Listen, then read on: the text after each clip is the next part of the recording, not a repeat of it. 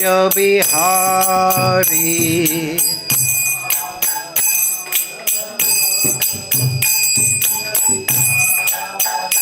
Jaya Radha Madhava Kunja Bihari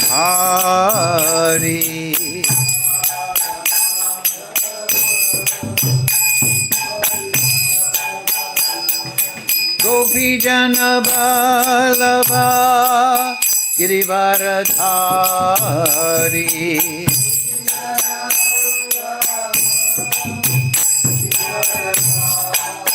Yasodanandana Vraja Janaranjana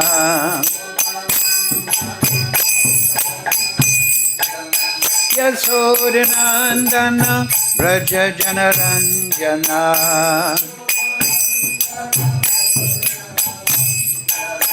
Yamuna Tira Vanachari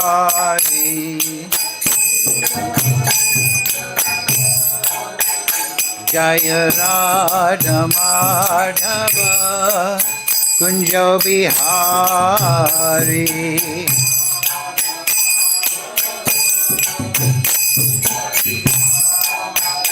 Jaya Radha Madhava Kunja Bihari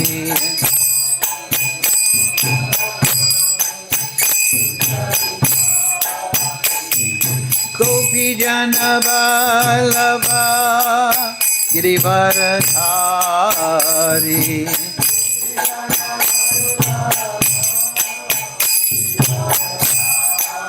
Yasodanandana Vraja Janaranjana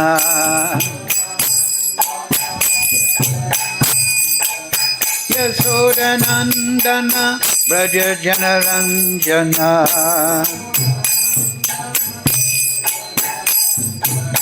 Yamuna Tira Vanachari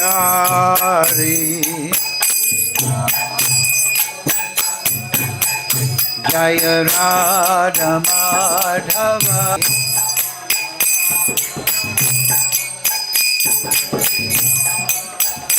Hare Krishna Krishna Krishna Hare Hare Hare Rama Rama Rama Hare Hare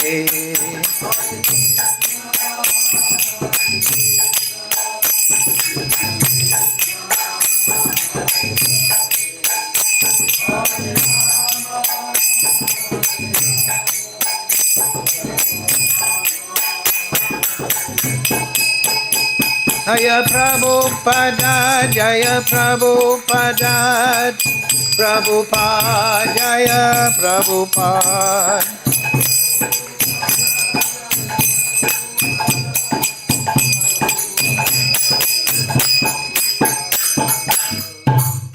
Jam Vishnupad Paramahansa Vidivakatya Sarsi Srimad Divine Grace Sri Lesa Bhaktivedanta Goswami Maharaj Srila Prabhupada Ki Jai Sri Guru Parampara Ki Jai Vrindavan Dham Ki Jai All glories to the assembled devotees. All glories to the assembled devotees. All glories to Shri Shri Guru and Gauranga Go Premananda Haribo. Om Namo Bhagavate Vasudevaya. Om Namo Bhagavate Vasudevaya. Om Namo Bhagavate Vasudevaya. All together please.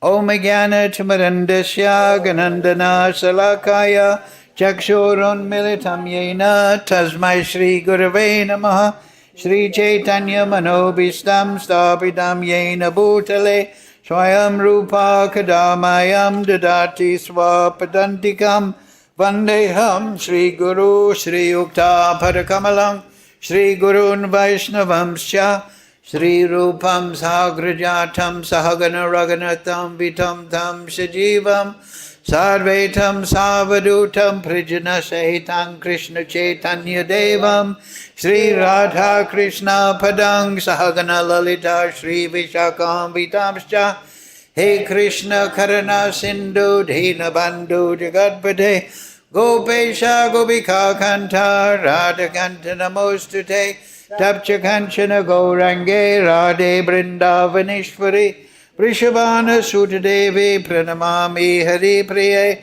Vanchakalpatarubhyascha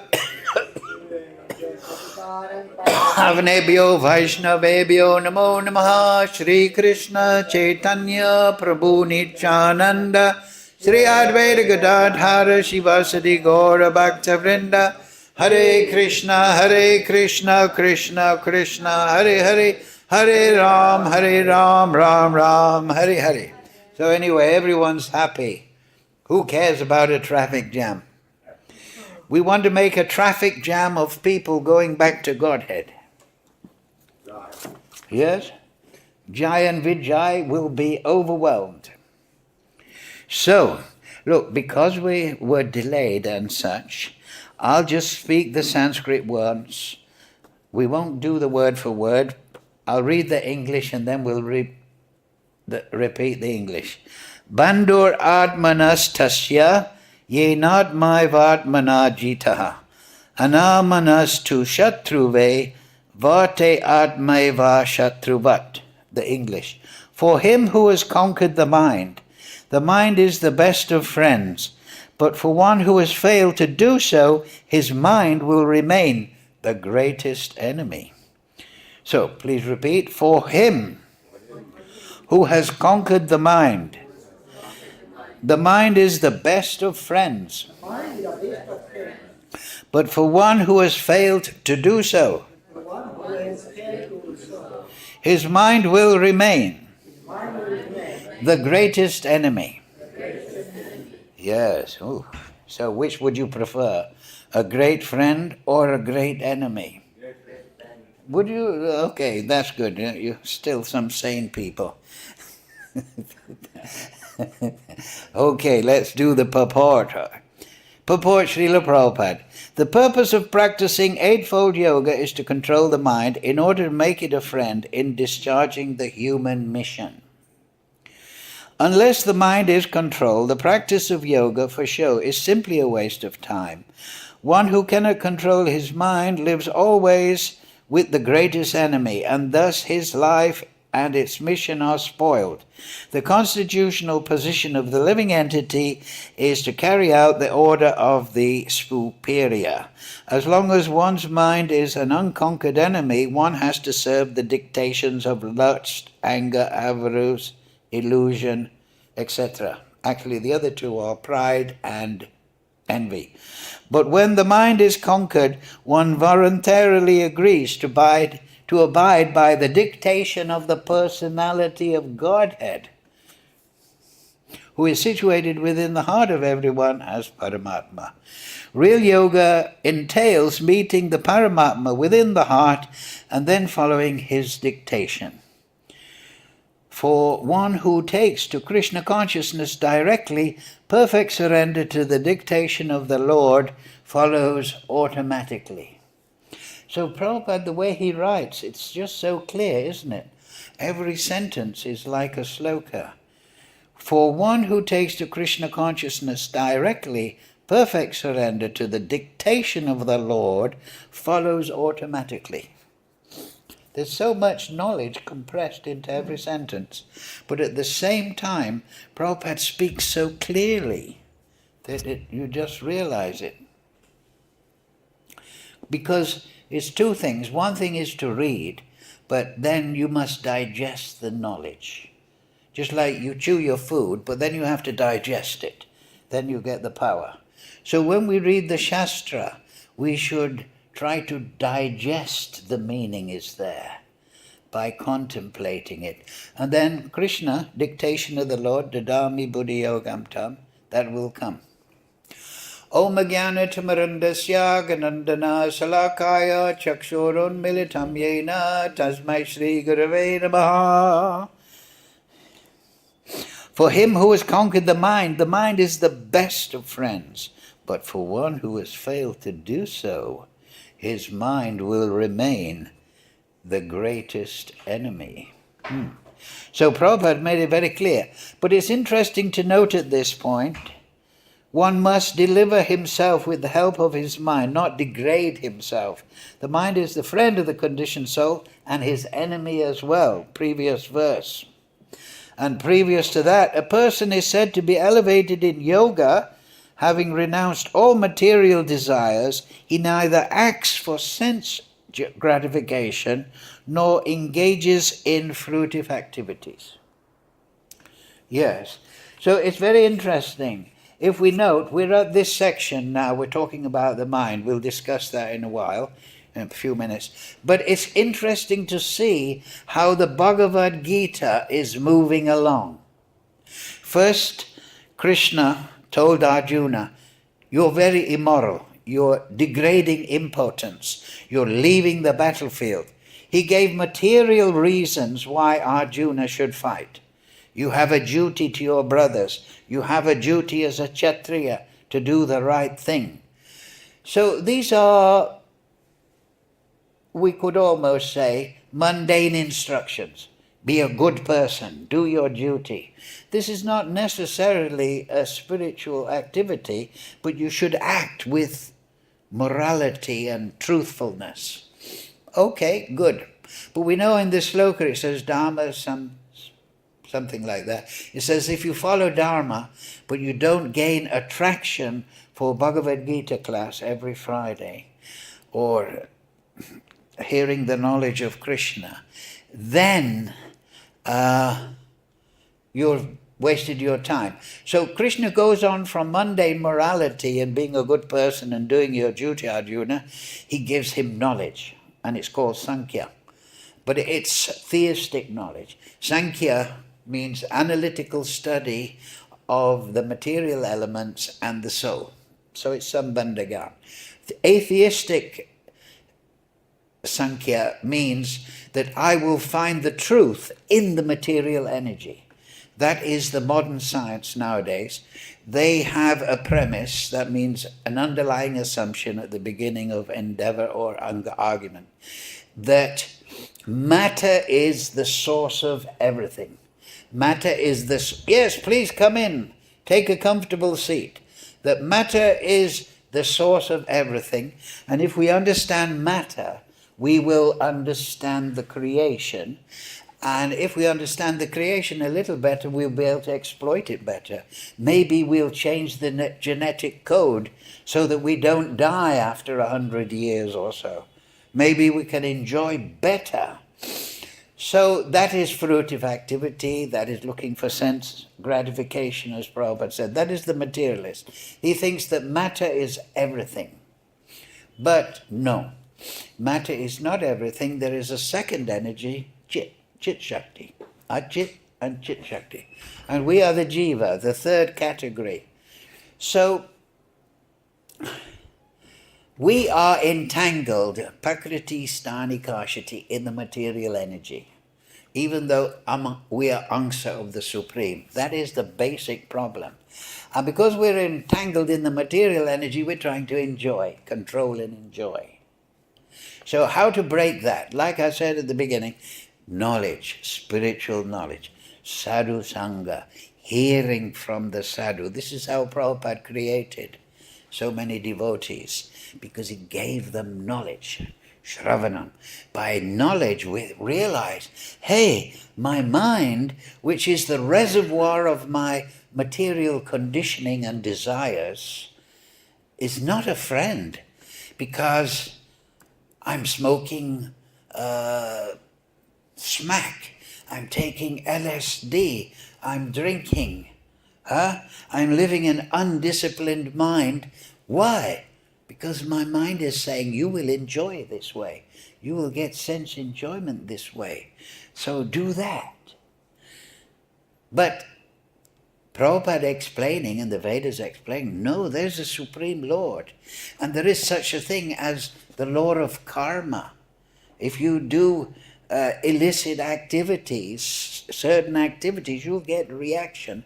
So Prabhupada said, he said that if you take drugs, intoxication, alcohol, and we see this practically in the old days, when I was growing up, many pop stars or rock stars or whatever, they died when they were 27 or 30 or something like that.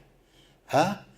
So why is that? Prabhupada said, if you take illicit activity, you're calling death very close. Why? Because in India they drink daru, right? They make daru. It's called spirits. Why is it called spirits? Because you leave yourself open to lower subtle entities that will push you in a more destructive way. And therefore your mind will become increasingly your enemy. Huh? And so you have drug addicts living on the street. Maybe they were a decent person at one time, but now they're penniless, looking for some drugs and stealing and doing this. So they're going to hell. So you should, as it says here, one should elevate oneself by the mind, not degrade oneself. So what is this mind? We hear about the mind. What is the mind? If we want to control the mind, Prabhupada gets very direct. He says you surrender to Krishna. What does that mean? Well, manasa deha geho yokisho, right? We have 3 items that we can surrender. We have our geho. That means we have our material facility, my shirt, my house, my sleeping place, my smartphone. This is a material objects. Then we have the body. And then we have the mind. What does it mean to surrender? Bhaktivinoda in that book, Manaso Deho, he explains what is surrender. Surrender means that you realize Vasudeva Savamiti, that Vasudeva is the creator of everything, and therefore it's actually his property, Sarvaloka Maheshwaram. It's his energy, and we are Angsa. We are meant to use what energy we can control in the material world in the service of Krishna.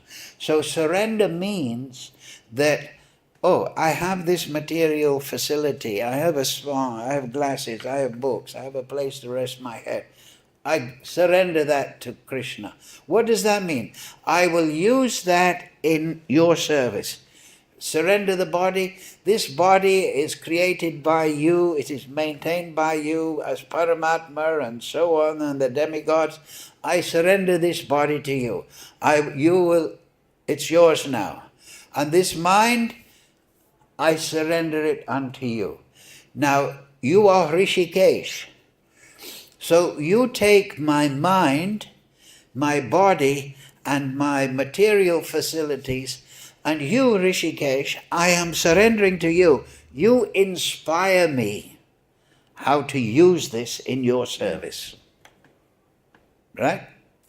I'm no longer saying, this smartphone is mine, I'll use it to enjoy. I'm no longer thinking, this body is mine to enjoy, I'll use it in enjoyment. I'm no longer thinking, this mind belongs to me, I'm giving it to you, Rishikesh. And there's one thing I'm saying, now it belongs to you. You inspire me as Paramatma to use it properly. Do you understand this point? You, because Bhakti Yoga means to enlist the help of Krishna, not to think I will do it all by myself. That is not perfection. But perfection means I give it to you, Krishna, now you inspire me to do everything properly. So that's the meaning of surrender. And Bhaktivinoda in that song, he says, now you can do anything you want with me, but if I'm dying and I don't go back to Godhead or anything like that, then I want to be an insect at least, but it must be in the house of a Vaishnava. So maybe I can nibble some prasad, maybe I can hear some pravachan. So that's bhakti, that is surrender. That everything that we claim as ourselves, we give it to Krishna with the prayer, Rishikesha Rishikena Sevanam Bhakti Uchite. That Krishna inspire me from within the heart how to serve it, use it in the service of Guru, Sadhu and Shastra. And Krishna will reciprocate, because that's his promise. Whoever surrenders to me, he is safe. I will protect him and I will guide him. Dadami buddhi yogam tam yenamam upayantit. How to come to me. So this is surrender. And this gives the mind a different aim. Other than just enjoying the senses, it gives the mind a way of listening for Krishna. What is Krishna saying? Just like in these verses, the Supreme Lord, and Prabhupada says,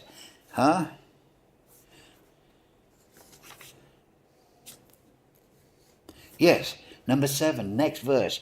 For one who's conquered the mind, the supersoul is already reached, for he has attained tranquility. To such a person, happiness and distress, heat and cold, honor and dishonor are all the same. These are material dualities. Why? Because now he's not relating to the material energy, he's switched to relating to Krishna. And so all the material effects that are through the mind and body are less agitating. He is now an avaduta. He's fixed on Krishna. Everything else is external. Now, so the mind, we hear the mind. So what does that mean? When Krishna says, one who has not, like today's verse, one who's not conquered the mind. So what is the mind? So we know that there are 20 gross material elements. There is 5. Vibration, touch, sight, taste, and smell. And then there is the ether, the air, the fire element, water element, liquid element, and the earth element. And then there is the knowledge acquiring senses, the hearing ability, the touching ability, the seeing ability, the tasting ability, and the smelling ability. And then we have 5 working senses.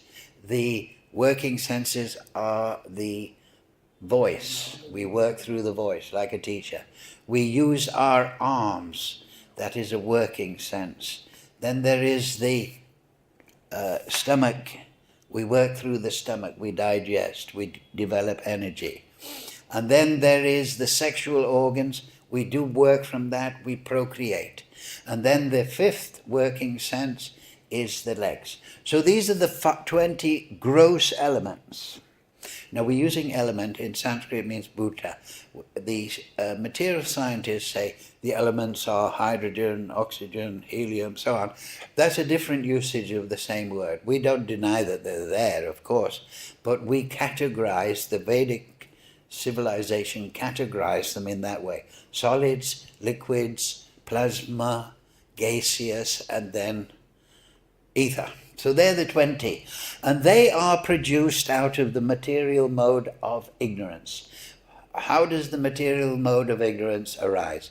Well, Mahavishnu glances upon, when the time for manifesting the universe is, they regularly are manifest and then unmanifest. He glances upon the personified Durga Devi. And that glance is Sada Shiva. That is the time factor. So then the time factor agitates the womb of the material energy, the personified Durga, and that is within the womb of Durga Devi. It is the Mahatattva. And it is produced by the agitation of the time factor upon the basic material element, which is not material, ultimately pradhan. It is the consciousness of Vishnu. So this, everything that arises after the time factor, whether it is gross or subtle, you have to understand that is a material element. Because the time factor is that which changes the pradhan, agitates the pradhan, produces 3 modes of material nature. What is the mode of ignorance? It is the past. The mode of present is the mode of goodness. The mode of passion is the future, we desire.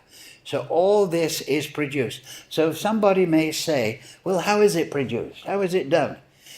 Because we have been trained in school to think, oh, two hydrogen molecules, atoms, interact with one oxygen atom, and they produce one molecule of water. We think like that. So we might apply that to this interaction of the time factor with Mother Durga, the personification, embodiment of the material end. How does it? Well, it is beyond physics. This is the point. Physics are there, physics, chemistry, biology, of course, they're operating, but they are a subset of reality. When you come to the creational phase, the impetus for the creation is Hari Icha. By his desire, these effects are manifest. By his design, by his proprietorship, by his potency, he has created the three modes of material nature. He has created the time factor. And those interactions with the Pradhan under the supervision, his will, creates all these aspects. So that is the ultimate principle. Yes, there are atoms and molecules combining and interacting, but that is a subset. That is resting upon the Hari Icha, his design and his potency. It is explained in Dasmula Tattva Bhakti Vinod Thakur. He explains that by his desire, Krishna transformed his Chit Shakti into the Jiva Shakti in different conditions. Just by his will, he produced that. So that is beyond physics and chemistry and biology. You understand? If you study those and you think that that is going to explain the material energy and creation, that is a subset. It is not encompassing. The encompassing whole is Hari Icha and the Kriya Shakti, his desire and his ability to do it. So those gross elements, they come from mode of ignorance, Shabda, can give a class on that, but wish. Then the mode of passion creates buddhi, and the mode of goodness creates manas.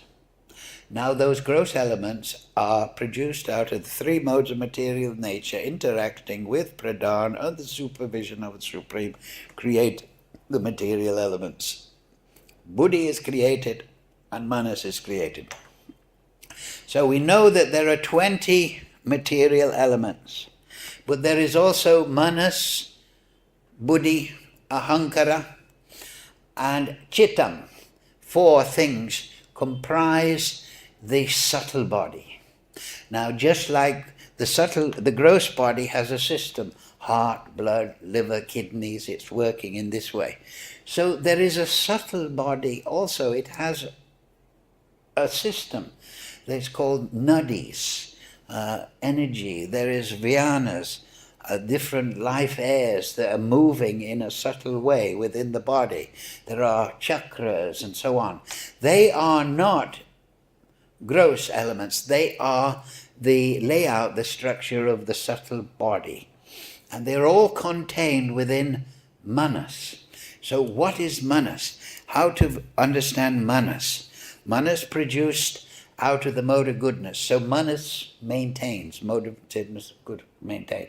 So manas maintains that which is in it. So it maintains our desire, our aims, our material conditioning. But what is it? It is the container of consciousness. Think of it that way. You have a bottle and you fill it full of water. So the water is the consciousness, and the manas is the container.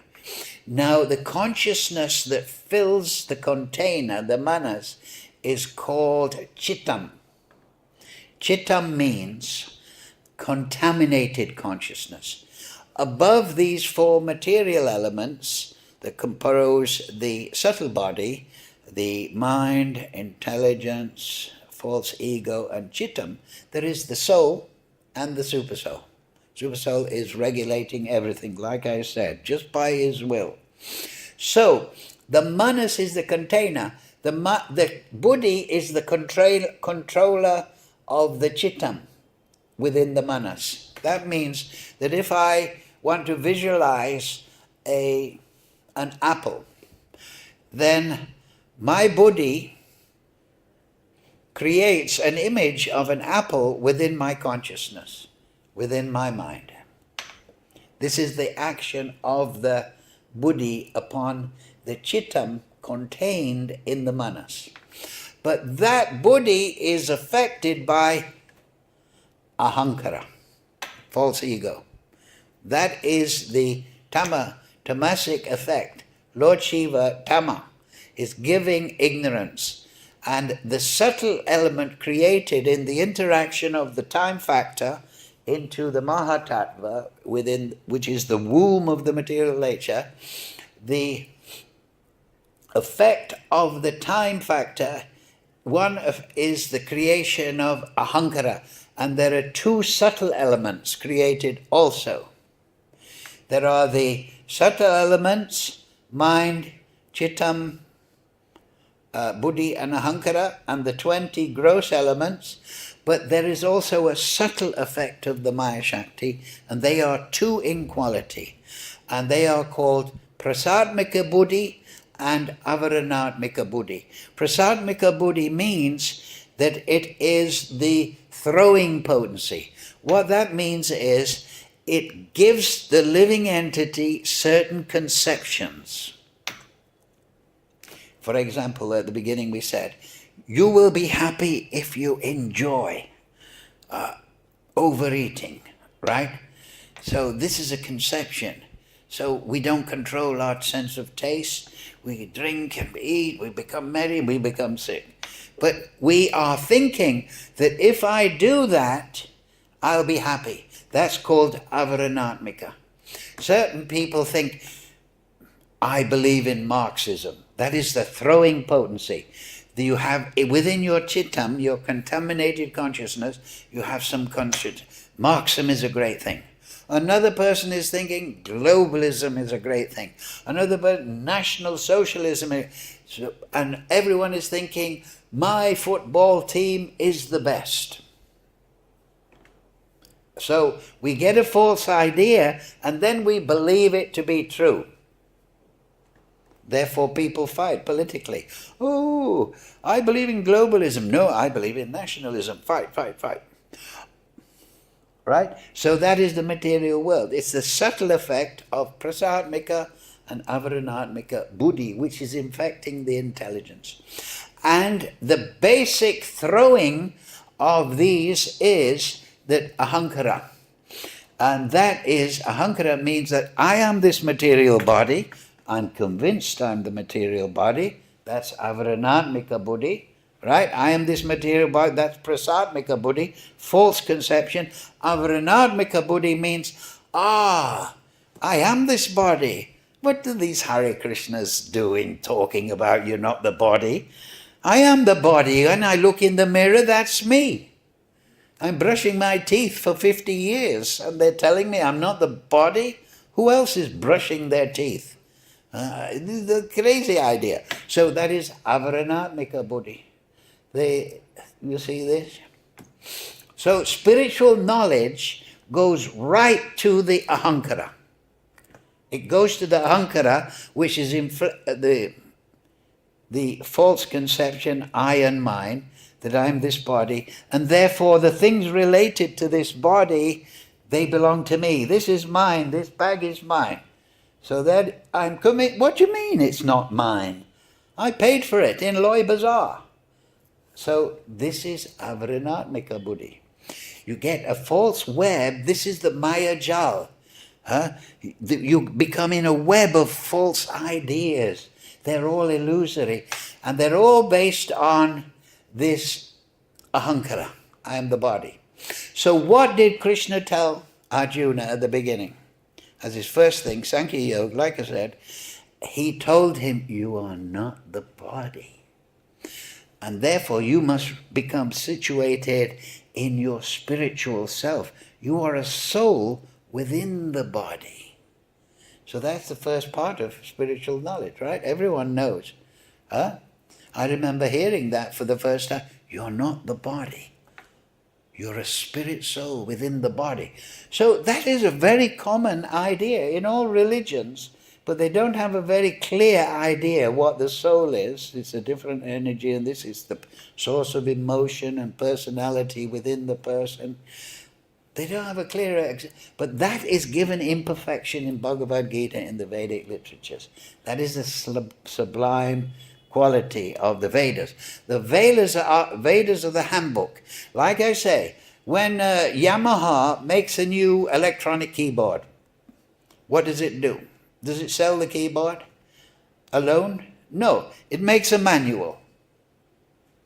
How you can use the electronic keyboard.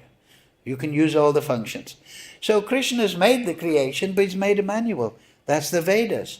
It's describing spiritual, and the Vedas mainly deal with the three modes of material nature. Trigunya Vishya Veda, Nistrigunya Bhavajura, Nirvanvo Nitya Sattvaso, Niryoga Shema Atmavan. She says, don't deal with the material energy, get involved in that, Arjuna. You act so that you are going above the material nature. That's the purpose of the Upanishads in the Vedas. So this construction of the Vedas is there. Now, just like when I have my electronic keyboard and I see, oh, the manual works. Now I know how to make a rhythm, how to change the voice, make it from harmonium to piano. And I look up in the manual, oh, it tells me how to record my playing. I put a pen, USB drive here, and I press record here. So I see that the manual and the electronic keyboard are related. So then I know, oh, this is the right manual. So that is the experience of a learned devotee. He studies the Vedas, he hears from the Guru, he reads the commentary of the Acharyas, and he sees practically, wow, that fits in with my material life. I've never seen a better instruction. And the more I read the Vedas and the more I read the Bhagavad Gita, then the more I realize that the Vedas are correct. And then Yadrasi, Shadrasi, the more you develop that realized faith, then the more you realize Krishna. Because the entrance to Krishna is that spiritual knowledge, pravachan, shravanam, knowing Sambandhagan, knowing Abhideya, knowing Prayojan. And then, because your faith, you may not have realization of Prayojan, how Radha and Krishna are relating in pure love and ecstasy. You may not have a very good realization of that. But because you're realizing the material energy is explained by the Vedas and my study and my chanting, then I'm developing faith in that which I haven't yet attained. And then I pray to Krishna. Ainandatanuja kinkaram patidamam vishuveva buddho kriyapayatava parapankajastu dindavidusinvisa. Oh, Krishna, I've fallen in this material nature. You pick me up. And place me as an atom of dust on your lotus feet. You pick me up. This is surrender, like I said. You give everything back to Krishna and you say, Lord, there's only one thing I ask, Krishna. You inspire me on the right path. Dadami buddhi yogam tam. And then we realize, yes, manas, as it says here, is the container of consciousness. So you will find in the Vedic literature and sadhus, they talk, control your mind. Actually, what they are talking about is control your consciousness. You understand? Because that is which we are Purusha are. Krishna, Sankhya Yoga, theistic. Krishna is Purusha, controller of Radharani. He's the controller of Shakti. He's Shaktiman, the source of energy, and the controller of energy. So what are we? We are Angsa of Krishna. So we are Purusha of our Prakriti, which is our consciousness.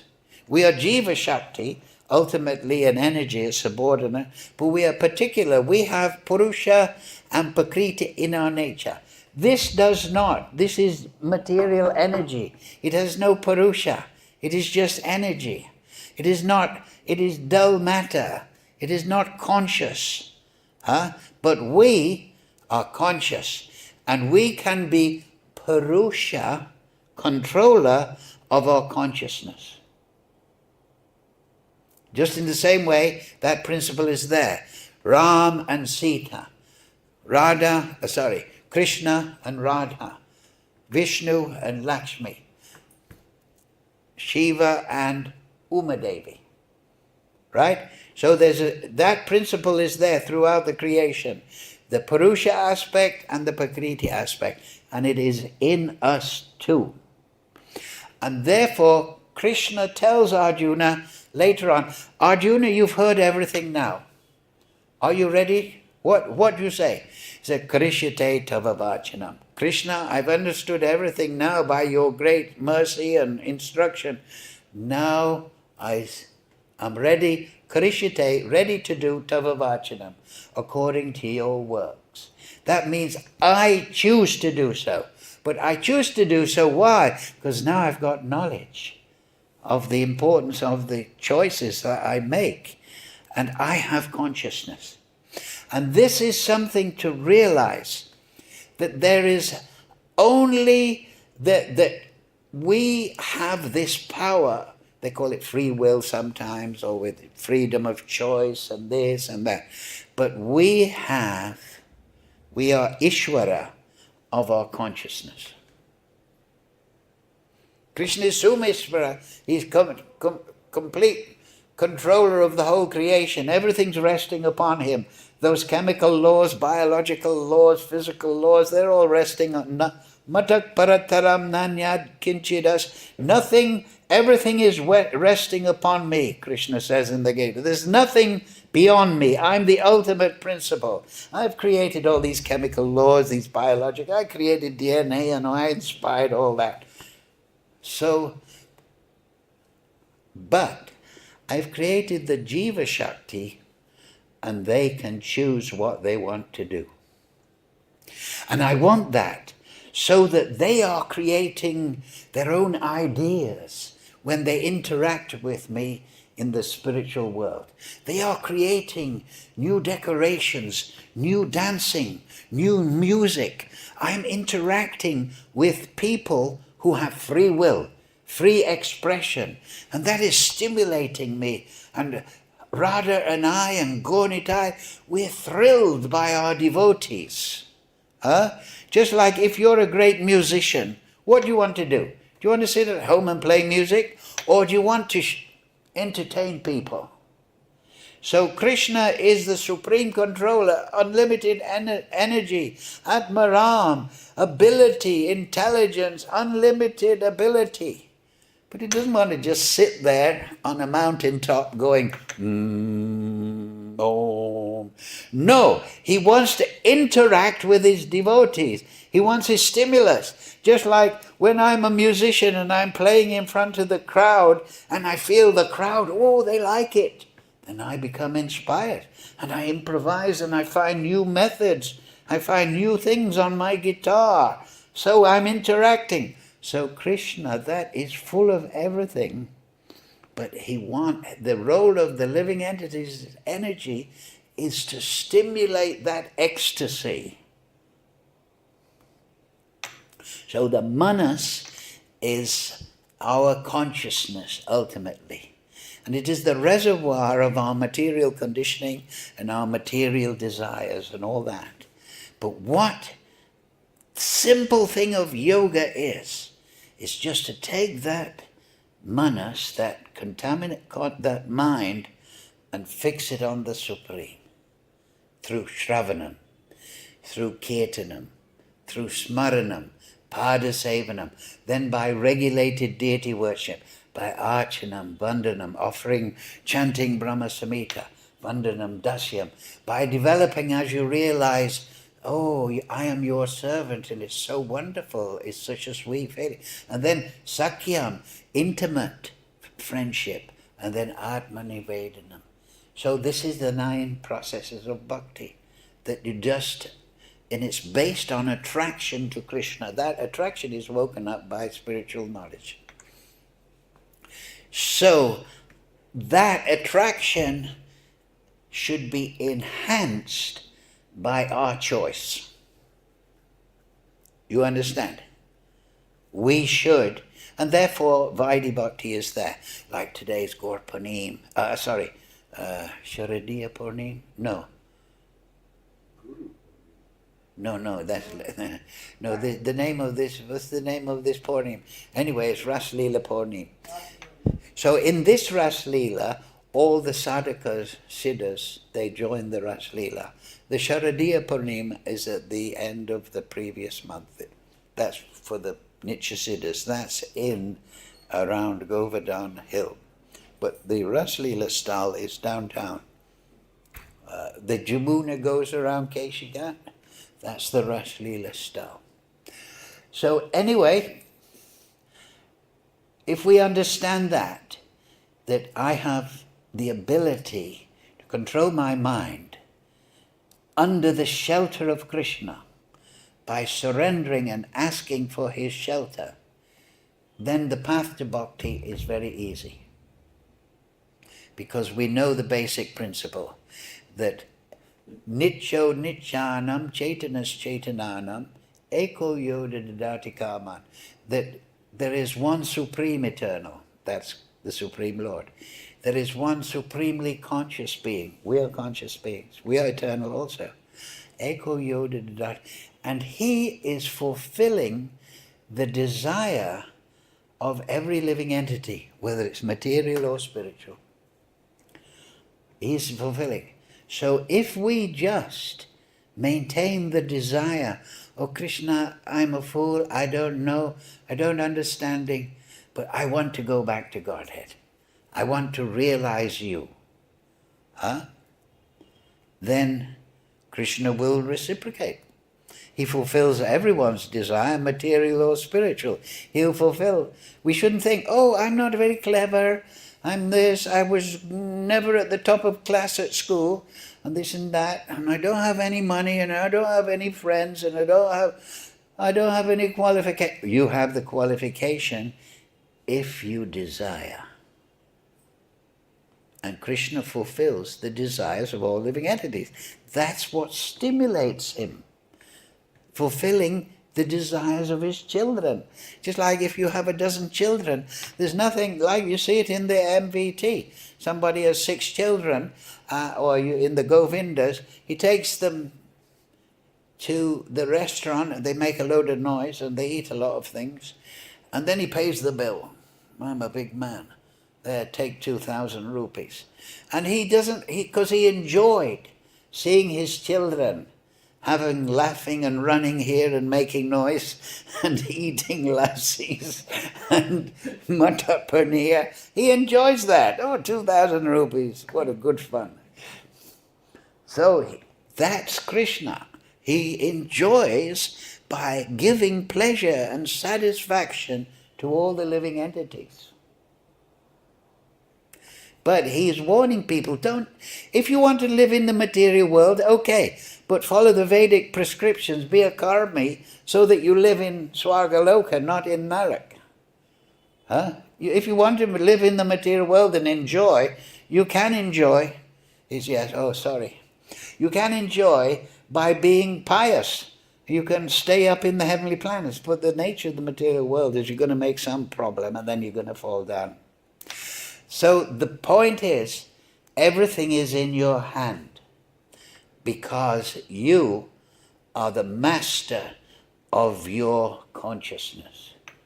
And that's what we should realize when we chant Hare Krishna, Krishna Krishna, Hare Hare, Hare Ram, Ram Ram, Hare Hare. Because in that mantra, what does it mean? Oh Radha, oh Krishna, engage me in your service. So with our control of consciousness, we chant with that meaning, not mechanically like a parrot. We chant, oh Krishna, oh Radha, engage me in your service. That's my desire. And then you back that up with siddhanta, with knowledge. And the hearing and chanting, that will take you back to Godhead in one lifetime. Srila Prabhupada Sadhu Sangha Bhagavad Gita Ki Jai.